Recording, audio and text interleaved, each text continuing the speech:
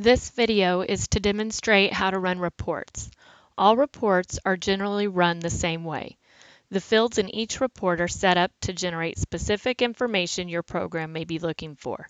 Today we are going to look at some frequently used reports for checking contacts and events entered in the system. These reports can be found under the Contacts tab, then on your left-hand side under the Reports heading. The first report we will be looking at is the All Families Agency report. To choose a report, click on the blue report title. This will bring up a report search box with criteria related to that report. The criteria within each search box may be different depending on the report you are running. Now we will set the criteria for this report and click Find to run the report. For this report, I'm going to use my username and click Find to run the report.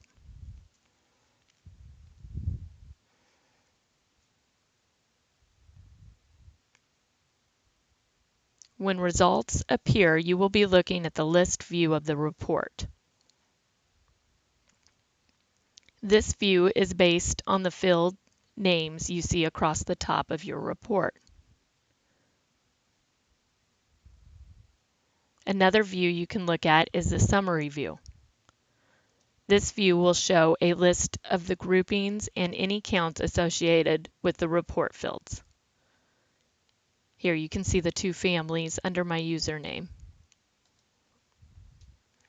To regroup a report by a field displayed within the report, you can use the Group By drop-down, which is visible on the right-hand side of your screen above the field headings. For this example, I am going to use enrollment status.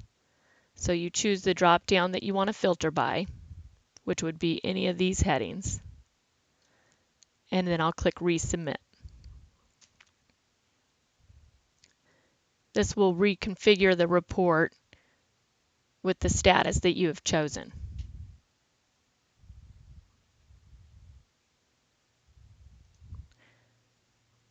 Now that you have a basic idea of how to run a report,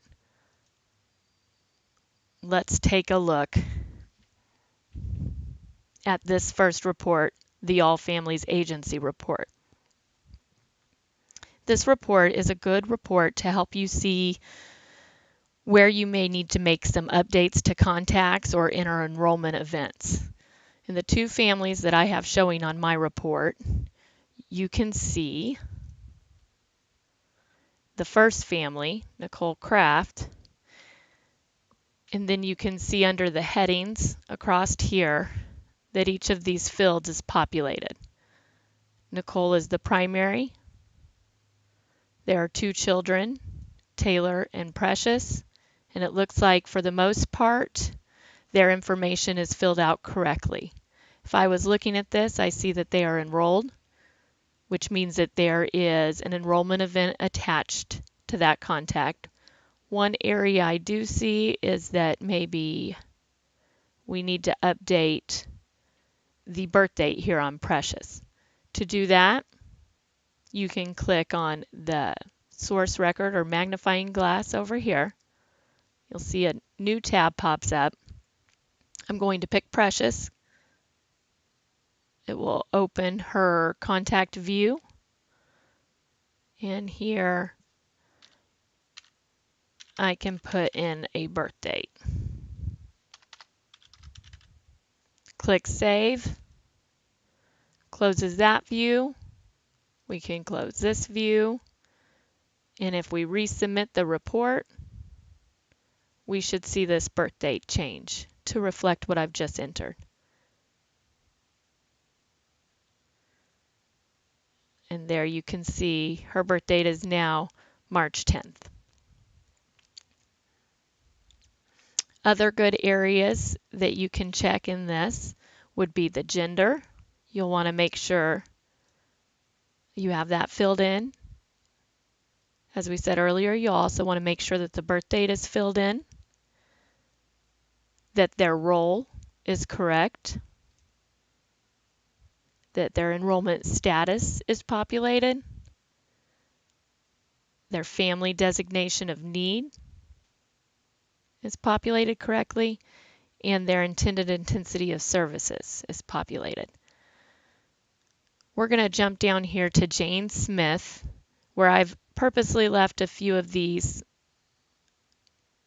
areas blank so that we could go in and I could show you how to update them. When I look at Jane Smith, I see that we have left out her family designation of need and intended intensity of services. If we want to update this straight from the report screen, we can click on this magnifying glass over here, which is going to open a new tab and bring us to Jane Smith's contact view. From here, you will click on Custom Fields. This is where the information around intensity and family designation lie. For most of our programs, we will choose indicated, and then you will choose intensity on how you are visiting the child or the family. I'll choose biweekly. I'll hit save. I'm going to close this tab and resubmit the report. When I resubmit the report, now you can see that the family designation of need is updated and the intended intensity of services is also updated. A few more updates I can make to this contact would be the gender and birth date of the child, and I will also want to make sure to update the relationship of the child to the primary contact. To do this, I'll click on the magnifying glass again. It will bring me to the contact view for Jane Smith, and from here I am making updates to my subcontact or child, which is Pam. To do that, I'll click on Edit. It's going to bring up Pam's contact information. First thing I notice is that we need to change her role from agency to child. We also know that Pam is a female, and we now have a birth date on Pam. And we will say her birth date is March 10th, 2018. We can save this information. The tab will close. We've updated what we needed to, so we can close out of the contact view. This brings us back to our report, where if we hit resubmit here, the report will resubmit and we will see that these fields have now been populated. Another field when running this All Families agency report that is good is enrollment status. You can see for my family, Nicole Kraft, that we have an enrolled enrollment status, and that for Jane Smith there's nothing. What this means is that an enrollment event needs to be done for Jane. To do this, we can use the magnifying glass again, click on it. If you wanted to double check that there were no events, you can click on this tab.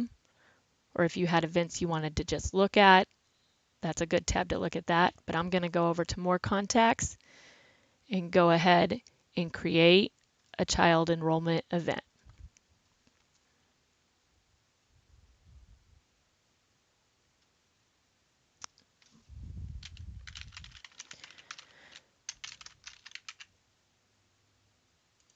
The event bar is just a description of the event. You'll want to make sure that you choose the correct contact for event.